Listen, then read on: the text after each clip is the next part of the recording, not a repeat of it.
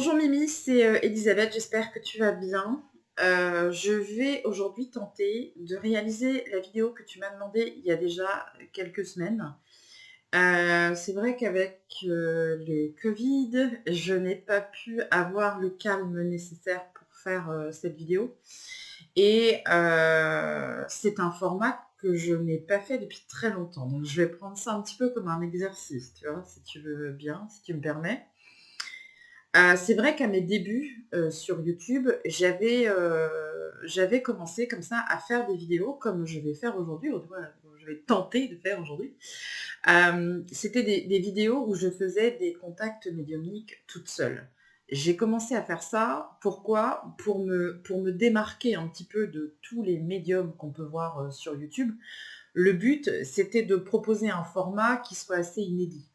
C'est-à-dire que tu n'es pas avec moi en direct, je n'ai pas ton retour, en fait, je ne sais absolument pas où je vais dans mon contact médiumnique.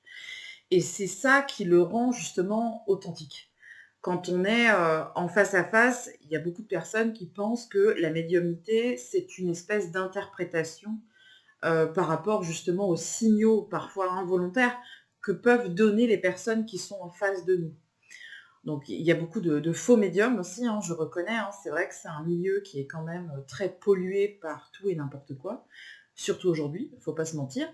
Donc réaliser ces contacts-là avec ce format-là permettait, il ne peut pas y avoir de tricherie puisque je n'ai pas ton retour. Je ne sais absolument pas si ce que je dis est bon ou pas bon, c'est ça qui est très difficile. Et j'avais vraiment eu beaucoup de demandes de contact par rapport à ça. Et j'avais trouvé même que ça devenait quelque chose de pas suffisamment pris avec sérieux, tu vois. Quand je proposais ces formats-là, j'avais l'impression que finalement tout le monde avait envie d'avoir un message, un truc, un machin, un signe. Voilà, j'avais l'impression, si tu veux, que mon travail n'était plus... je sais pas, il n'y avait pas suffisamment de sérieux qui se dégageait des demandes. Et c'est vrai que du coup, j'ai arrêté ce format-là pour passer sur des médiumnités qui sont toujours en direct, donc en face à face de préférence. Ça m'arrive encore de faire quelques séances à distance, mais vraiment plus beaucoup, c'est vrai, j'avoue, parce que je préfère mettre un cadre, c'est-à-dire que la médiumnité, c'est vraiment quelque chose de très particulier. Je pense qu'il faut réellement être prêt. Et ça, je pense qu'on n'en parle pas assez. Et c'est dommage, tu vois, je te fais cette parenthèse avant, parce que pour moi, quand on est dans cette démarche de contact médiumnique, ça doit être fait vraiment avec beaucoup de sérieux, déjà d'une, ça c'est important. Et puis, il faut que ce soit, je ne sais pas si ça s'entend, mais il y a des bruits. Il faut que ce soit quelque chose qui soit fait dans un but précis. Il ne faut pas que ce soit quelque chose fait comme ça à la va-vite, sans qu'il y ait une vraie réflexion derrière. J'ai eu des demandes de contact médiumnique des fois qui étaient mais déconcertants. Où je me disais, mais est-ce que c'est pour rire? Est-ce que c'est vrai ou pas? Avec des fois des demandes qui étaient mais incroyables. Et je pense qu'à la fin de ma carrière, si un jour j'arrive jusqu'à la fin, jusqu'à ma retraite, je pense que je ferai un livre là-dessus, sur toutes les, toutes les demandes qui m'ont été faites en médiumnité, parfois qui étaient complètement improbables. Donc c'est vrai que j'ai préféré changer un petit peu de format. Pour autant, il m'arrive de temps en temps de faire des consultations comme je vais te faire aujourd'hui. Mais c'est vrai que c'est un exercice qui est très difficile. Donc, plusieurs fois pendant mon exercice, je vais te demander, je vais te dire carrément même, je peux me tromper. Évidemment, je peux me tromper dans l'interprétation, dans le message, dans ce que je vois. Moi, tout ce qu'on va me montrer ne me parle absolument pas. Mais, bien entendu, toi, normalement, ça devrait te parler. Et si ça ne te parle pas sur l'instant, c'est pas très grave. Laisse-toi le temps de comprendre le message. Très souvent, il faut beaucoup de temps. Ça peut arriver même qu'il faille 6 mois, 1 an pour comprendre un message. Ne le laisse pas de côté et prends en considération tout ce que je vais te dire. Même si tu ne comprends pas, c'est pas grave. Il faut prendre, il faut être dans l'accueil Et c'est très important. Il y a beaucoup de gens qui vont voir des médiums, on leur donne une information, on va dire, bah, je sais pas, moi par exemple, je vois une personne, elle porte un parka de couleur blanc, et le prénom qu'on me donne, c'est Natacha. Il y a des gens qui vont dire non, non, mais laisse tomber, c'est bon, c'est pas moi du tout, ça veut rien dire, je comprends rien.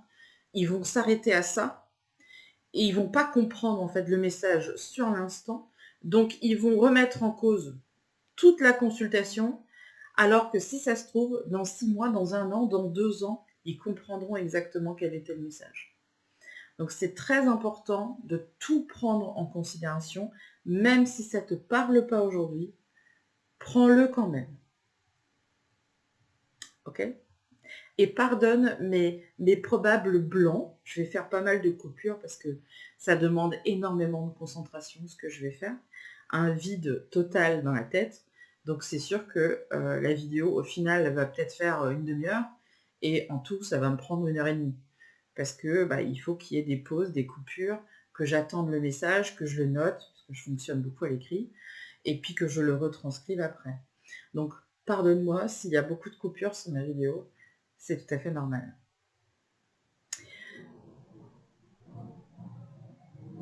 Je sais pas si tu entends. Je pense que tout le monde entend. Je pense que c'est un phénomène physique. Il y a un espèce de gros avion de chasse qui vient de passer dans le ciel guingampais. Donc, pour synthétiser, tu m'as envoyé une photo de ta fille qui est partie en 2006. Donc c'est quelque chose qui n'est pas d'hier, parce qu'on est en 2021. Je viens de vérifier la date au cas où, parce que je ne vis pas sur le même fuseau horaire les gens. Hein. Donc on va faire silence, on va se concentrer, et puis on va laisser venir. Donc tu veux un contact avec ta fille, qui s'appelle Linda, d'accord? Mais par contre, étrangement, j'ai une personne qui est avec moi depuis quelques minutes là, mais qui n'est pas une femme. Donc je ne sais pas qui c'est. Peut-être que c'est une autre personne qui va se présenter. Ça arrive aussi, mais on va essayer de voir. Alors,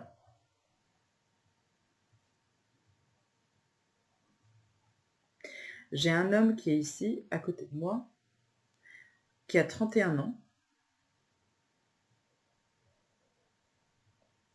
Alors, je suis peut-être influencée par l'avion que je viens d'entendre passer dans mon ciel, mais je vois un costume militaire et un drapeau français. Alors, il me dit qu'il est parti depuis longtemps, c'est pas quelque chose qui est récent, mais que c'était important qu'il vienne pour toi aujourd'hui. Je te dis tout ce que je vois. Je vois un baptême. Je vois un enfant qu'on baptise. Je vois toujours un costume. Je vois un homme. Je vois ce même homme qui porte un costume avec, tu sais, des médailles ou des récompenses ou des choses comme ça. Et c'est lui qui tient l'enfant. Donc c'est le père de... D'accord. Donc en fait, il est en train de me dire, ça doit être le papa de Linda. Il me dit oui. J'ai un prénom, c'est Philippe.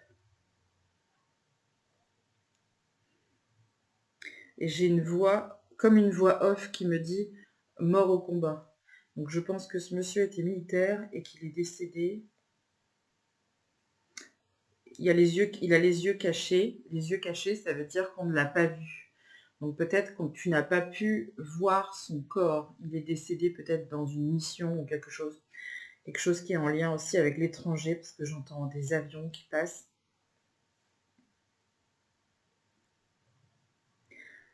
Elle n'a pas vu mon corps. Tu n'as pas, t'as pas pu voir son corps quand il est décédé.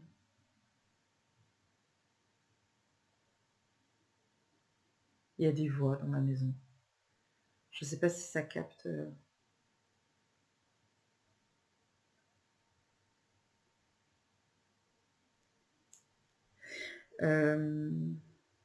Je me demande si Philippe n'était pas pilote d'avion.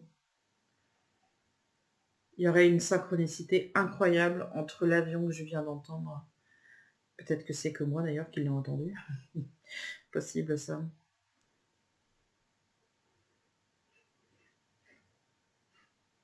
Pourtant, tu vois, j'ai un parfum d'encens, donc c'est bizarre, parce que c'est comme s'il me montrait qu'il a les yeux cachés. Les yeux cachés, pour moi, dans ma symbolique, ça veut dire qu'on n'a pas pu le voir. Tu n'as pas pu le voir. Mais pourtant, je vois le cercueil, le drapeau, je vois tout ça. Donc, il y a eu un manque, certainement, de ne pas pouvoir le voir. Il me dit qu'il a été rapatrié. Il me dit qu'il y a quelqu'un d'autre qui avait été aussi... ils étaient deux, il y a 2 cercueils. Il y a 2 personnes qui sont décédées. Mais on ne te laisse pas le voir. Il y a un espèce de gouffre que je peux comprendre. C'est-à-dire qu'on ne t'a pas laissé le voir. Je pense que c'est ça qu'il essaie de me faire comprendre.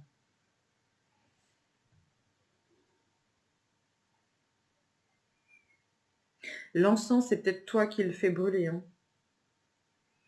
J'ai un encens, j'ai une odeur d'encens qui me vient. C'est un petit peu comme l'encens pontifical, l'encens d'église hein, qui sent. Alors peut-être que bien sûr il y a eu une cérémonie, on peut le comprendre, mais pour que ce soit aussi franc, c'est peut-être toi qui fais brûler de l'encens régulièrement pour lui. J'ai l'impression que c'est quelque chose qui est plus personnel que ça.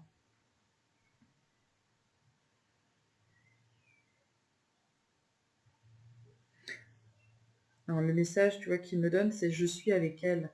Mais j'aimerais bien parler à Linda justement parce que c'est un peu pour elle qu'on est là. Il me parle de quelqu'un qui est dans la marine. C'est une famille de. C'est une famille de militaires et de marins. Il me dit mon fils est dans la marine.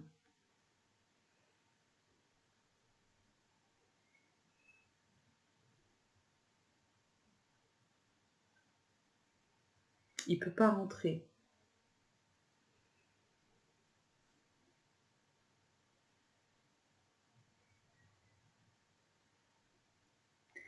Je répète, hein, moi je comprends pas, mais il me dit mon fils est dans la marine, il ne peut pas rentrer, mais tout ira bien.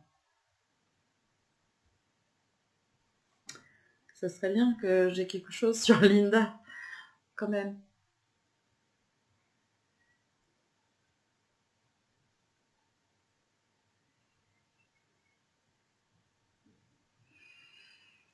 Et si Philippe a quelque chose, il peut me dire où elle est. Hein.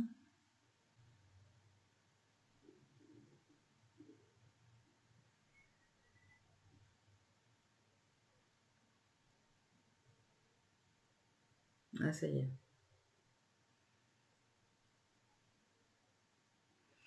Alors, ça y est.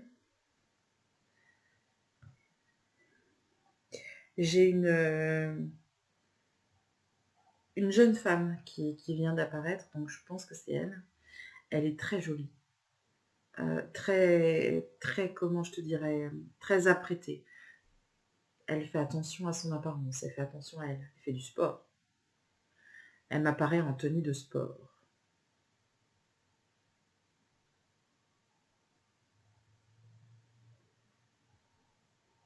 Alors, c'est... J'ai plusieurs contrastes, c'est-à-dire que j'ai une femme qui est très jolie, qui est très apprêtée, qui fait attention à elle. Il y a beaucoup de gens autour d'elle qui travaillent dans le social ou quelque chose comme ça, parce que j'ai l'impression qu'on n'arrête pas de lui dire merci. On dit merci, merci, merci. Et l'instant d'après, hop, je la vois, mais en tenue de sport. Elle est en train de courir, elle est en train de faire du vélo, elle est en train de faire pas mal de choses. C'est possible qu'elle ait fait du triathlon ou des choses comme ça, parce que Il y a vraiment beaucoup de monde autour d'elle, donc je pense qu'elle est dans le challenge sportif, on va dire. Je vois des gens qui courent.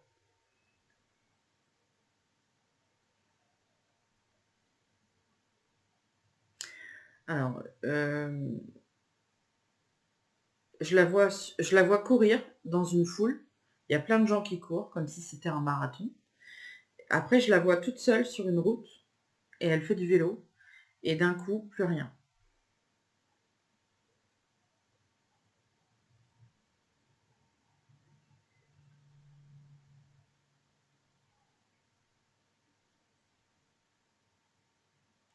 Je voudrais juste me montrer avant.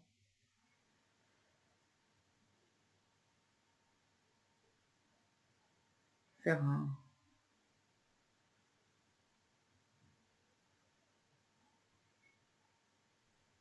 C'est bizarre parce qu'il n'y a rien, je vois rien autour d'elle. Je vois pas de voiture, ou je vois pas un obstacle, ou je vois pas, je vois rien. J'ai l'impression qu'elle est tombée d'un coup. Peut-être qu'elle a eu un problème. J'ai pas de douleur au cœur non plus, donc ça peut pas être cardiaque. C'est comme s'il y avait un blackout d'un coup. C'est tout dans le noir. Je vois pas la chute non plus. Elle est dans l'effort. Elle est en train de faire du vélo. Elle est vraiment... c'est un effort, hein, c'est pas une balade. Hein, et d'un coup, j'ai un trou noir. Donc je sais pas qu'est-ce qui s'est passé. Mais j'ai pas de douleur particulière.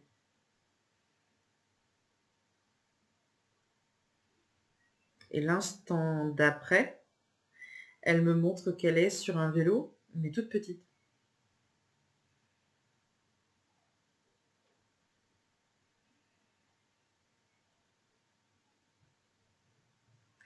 C'est...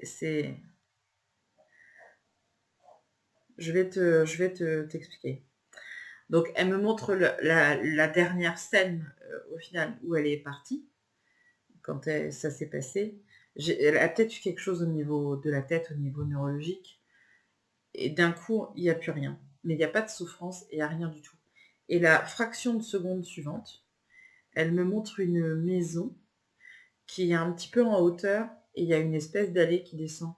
Et je la vois là, sur cette allée-là, avec le monsieur qui porte la médaille, donc je pense que c'est Philippe, je pense que c'est son papa, qui l'aide, enfin, qui lui fait faire du vélo, tu sais. Donc je pense que ce qu'elle me montre, c'est que c'est son papa qui lui a appris à faire du vélo, et que dès qu'elle est partie, son papa l'a réceptionnée de l'autre côté, et c'était comme s'il y avait cette scène-là qui se rejouait. Mais j'ai l'impression que c'est l'Auvergne. Alors, c'est peut-être parce que il y a très longtemps, j'ai été en Auvergne, mais j'ai l'impression, si tu veux, que je vois des montagnes, mais qui ne sont pas très grandes. C'est pas des montagnes très escarpées comme les Alpes ou les Pyrénées. C'est vraiment très doux. Et je pense que c'est vert. Et ça me fait penser à l'Auvergne. Donc, peut-être que je me plante, hein, ça se trouve. Tu vas me dire, Elisabeth, pas du tout. Si, bon, pour moi, c'est là. Je resterai sur l'Auvergne. Donc, c'est un souvenir d'enfance, ça.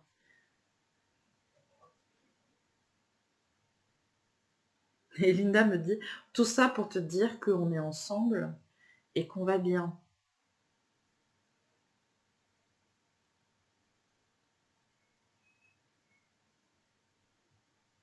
Linda me dit, il n'y a jamais eu autant d'amour entre moi et mon père que lorsqu'on s'est retrouvés de l'autre côté.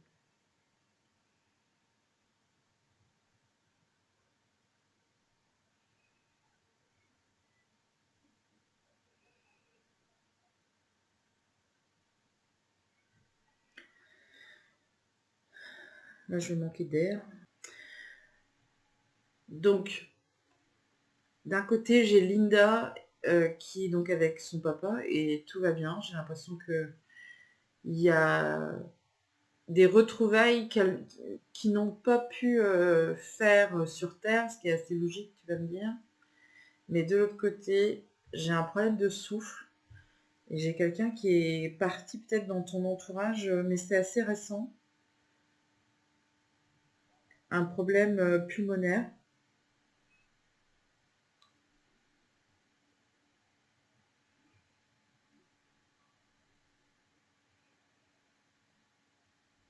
Quelqu'un qui est beaucoup plus âgé. Là, pour moi, c'est une femme qui est très âgée, qui est partie, faudrait qu'on me dise à peu près, mais tu vois, janvier. Ok. Donc quelqu'un, une femme âgée qui est partie en janvier dernier. Janvier dernier.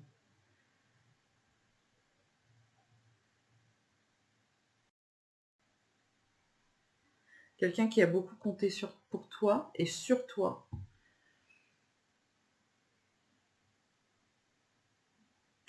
Ça se trouve, je me vautre. Ça, c'est mon mental, tu vois, qui revient là vite fait, dans la déduction, en disant, oh, ça se trouve, Elisabeth, t'es en train de te vautrer. Attends, attends,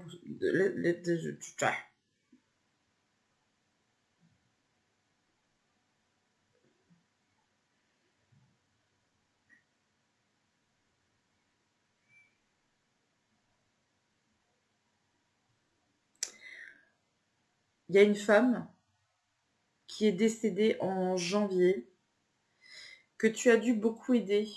Alors, j'ai pas l'impression que ce soit ta maman ou quelqu'un de la famille. J'ai l'impression que c'est quelqu'un d'extérieur, mais pourtant, il y a un lien très fort avec elle. Linda, elle me disait qu'il fallait que tu ailles chez elle pour la laver. Je comprends pas. C'est une femme peut-être que tu as accompagnée ou que tu as aidée, mais tu étais très proche de cette femme-là.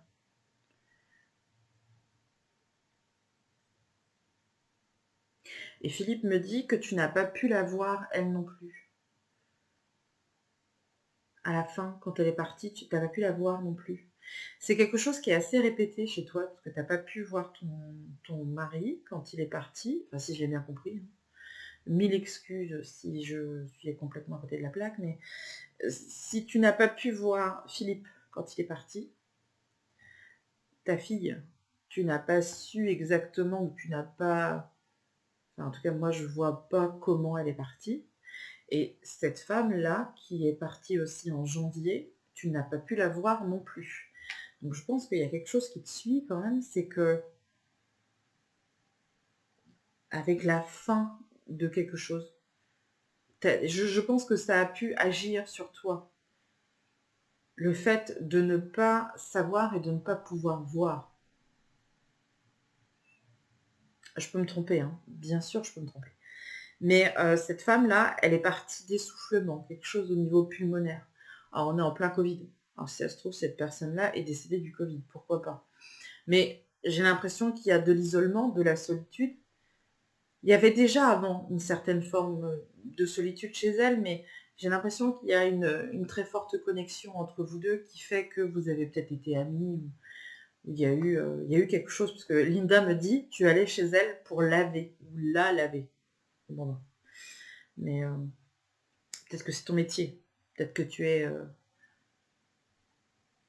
infirmière à domicile ou aide à domicile, quelque chose comme ça, et que tu allais aider cette femme, c'est possible. C'est un nom composé. J'ai Marie quelque chose. Thérèse. Marie-Thérèse.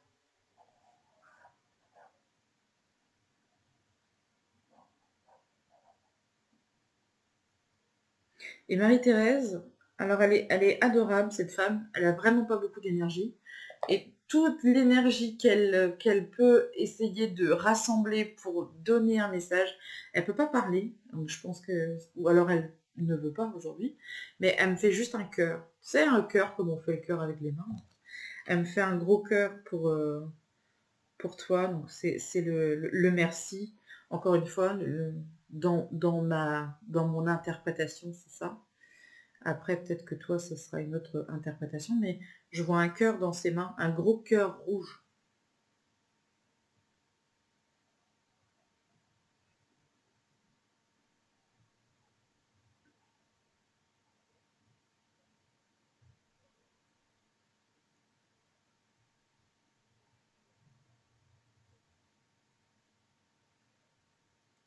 Et elle te dit merci pour le dévouement.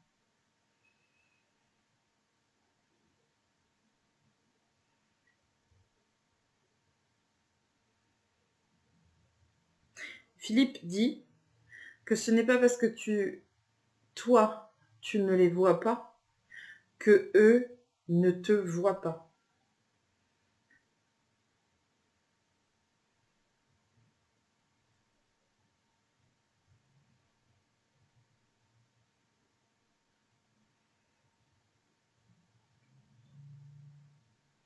Il faut que tu ressentes, que me dit Linda. Il y a des choses que tu peux ressentir.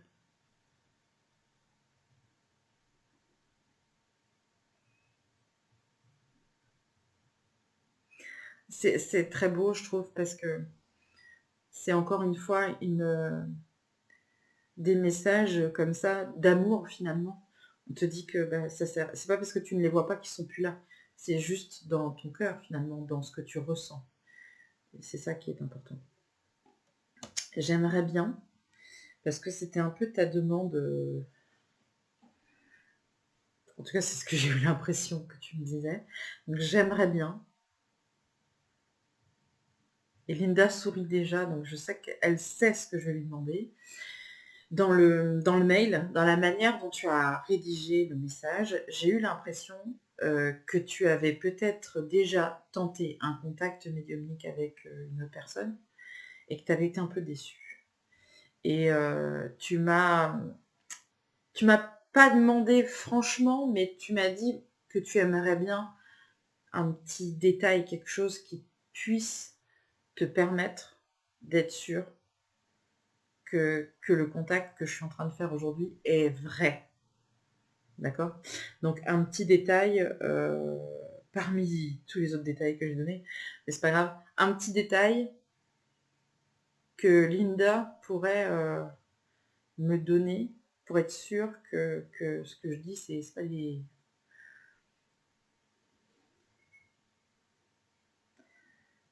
Un petit truc, je sais pas, un détail, une chanson, une...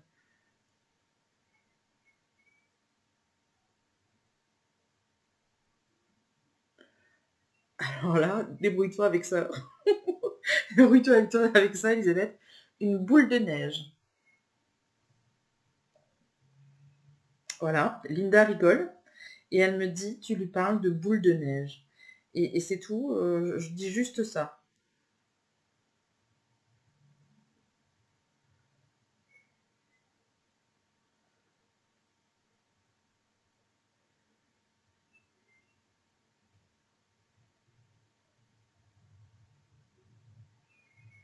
Ah, attends.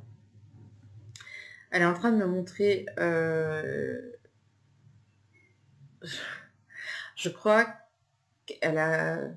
Je la vois qui fait... Enfin, je vois une petite fille qui a à peu près une dizaine d'années et qui est en train de faire une boule de neige.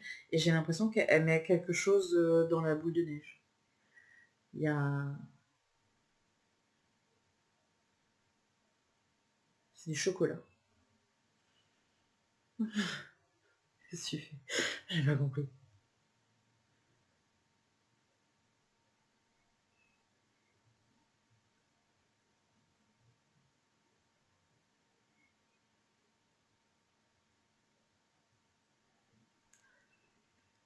Alors, si je comprends bien, ce qu'elle est en train de me montrer, c'est que quand elle était petite, elle faisait des boules de neige. Et elle a voulu mettre un... J'ai l'impression que c'est quelque chose qui est emballé dans une boule de neige. Mais je me demande si c'était pas un caillou, tu vois, qu'elle a mis dans la boule de neige et qu'elle a lancé sur la maison et qu'elle a cassé une fenêtre. Et c'est ça qu'elle me raconte aujourd'hui, ça la fait rire. Mais à l'époque, elle me dit à l'époque, je m'étais bien fait engueuler. Mais parce que tu étais toute seule en fait. C'est pour ça que je pense que tu as dû... je te vois d'ici, hein, qui n'est pas contente du tout. Parce que je pense que c'était des choses que tu devais gérer toute seule. Et Linda devait être assez espiègle comme enfant.